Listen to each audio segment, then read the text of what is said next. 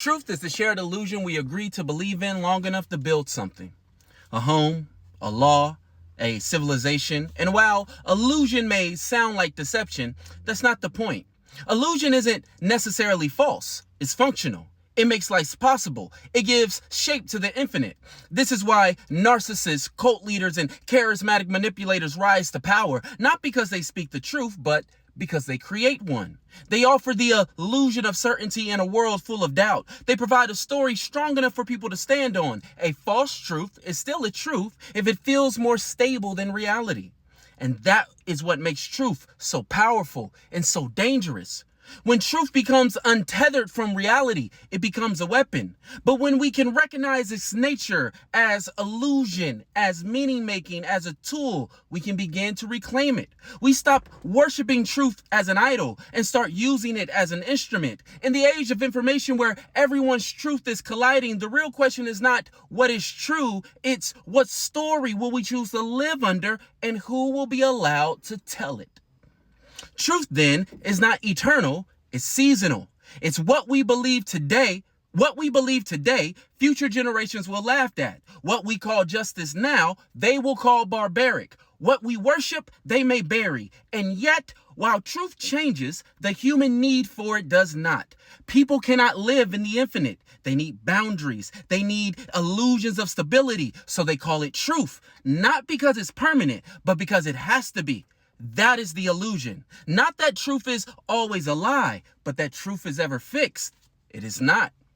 Entire civilizations have lived and died under false truths that the earth is flat, that women are property, that gods demand blood, or that one race is superior. These truths were once foundation. Today, they are warnings, but the truth didn't betray them. It served them until it didn't. That is the deeper point. Truth is not about accuracy. It's about utility. It is a tool forged by the psyche to stabilize consciousness. It is the operating system of society and those who shape it.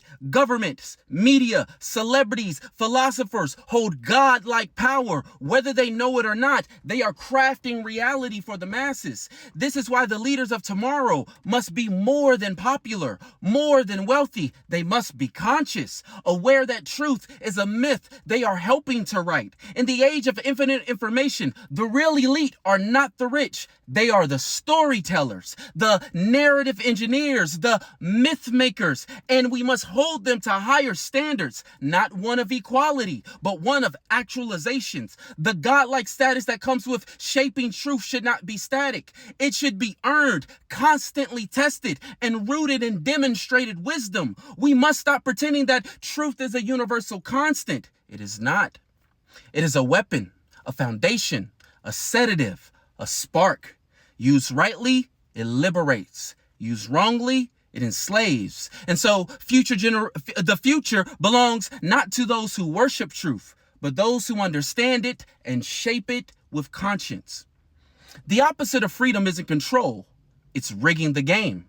Humans don't mind rules. We want rules. We want to know what game we're playing, how to train for it, and what it takes to win.